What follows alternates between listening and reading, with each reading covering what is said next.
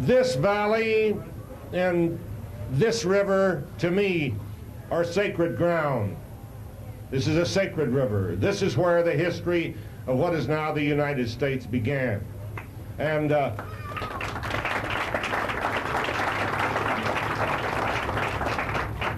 I went to Espanola last night because they're getting themselves organized, and they're going to have a plaza, and they're going to beat Albuquerque to the punch here. They're going to have a statue, and it's long overdue, to Oñate, Juan de Oñate, who brought up this valley. They came right by here.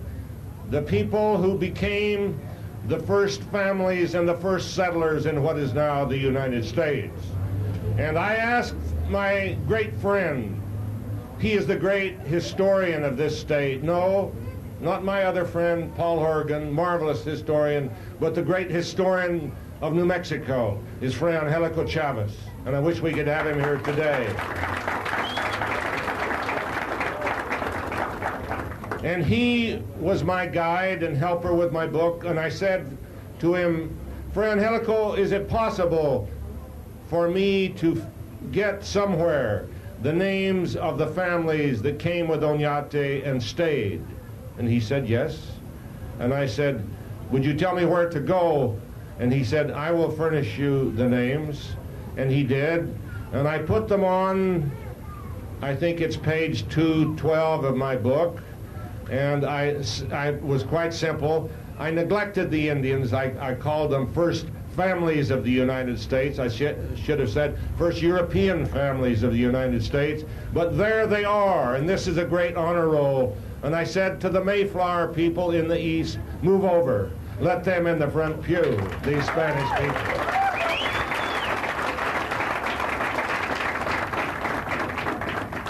So we were finally beginning at last, after all this neglect, to erect statues, to write books, and there are some wonderful historians at your university here, and Mark Simmons and Dr. Joe Sanchez, and some people in Tucson at the University of Arizona that are writing history. We're finally catching up, but there's a lot of catching up to do.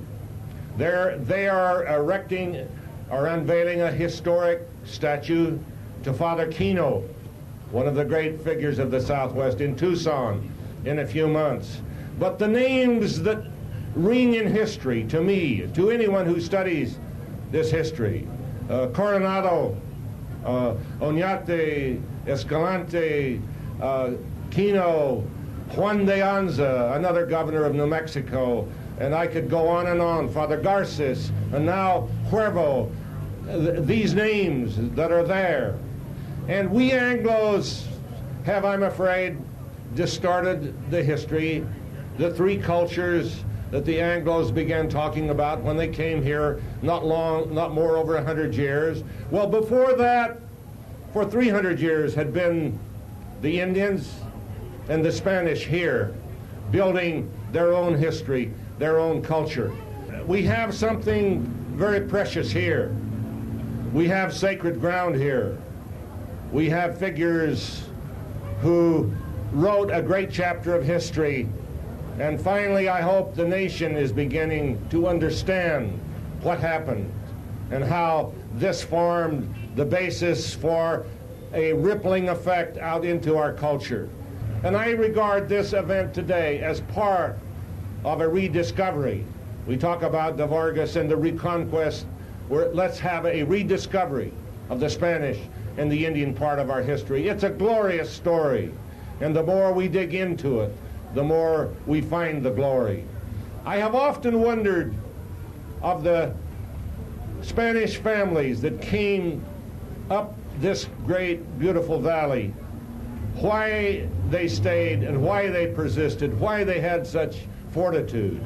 You know, the people, the colonists that came later in Virginia and Massachusetts came on ships. They settled in communities near the ocean. Some of them went home. There was traffic back and forth. If they didn't like the region and they saved their money, they could go back. But here in New Mexico, coming well over 1,000 miles from Mexico City, far away from the seacoast. The people had no options. They came to stay. And the fortitude and the love of the country that they had. I asked myself in researching my book, why did they stay? Why did they persist? And I had to say character, unusual fortitude, but I think there was something about the land. There was something about the land, a mystique, something that held them. And I think this is part of it, a love of the land and a love of the beauty of the land.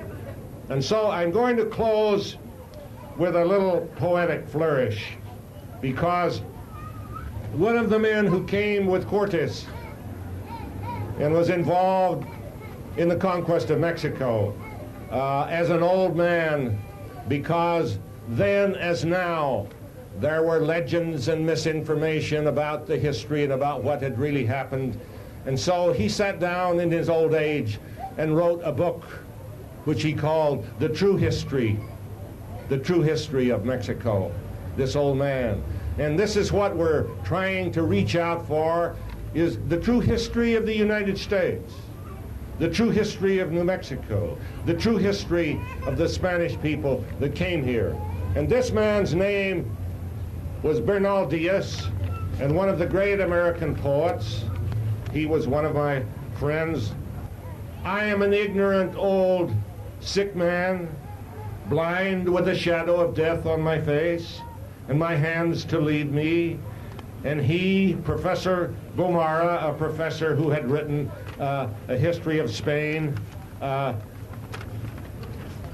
he said he was a young man, and he wrote, but I write the truth of what happened. These were my friends, he writes about. I, Bernal Diaz, called Castillo, called in the time of my first fights, El Galan. I, here in the turn of the day, in the field of darkness, to come now, moving my chair with the change of the sun, thinking too much these times, how the doves would wheel at evening over my youth and the air strangeness, thinking too much of my old town of Medina and the Spanish dust and the true rain. I, poor, blind in the sun, I have seen with these eyes those battles. I saw Montezuma. I saw the armies of Mexico marching, the leaning wind in their garments, the painted faces, the plumes blown in the light air. I saw that city. I walked at night on those stones in the shadowy rooms. I have heard the chink of my heel and the bats twittering. I, poor as I am, I was young in that country. These words were my life. These letters written, these are the shape of my own life. And I hunted the unknown birds in the west with their beautiful wings. Have a good day. Thank you.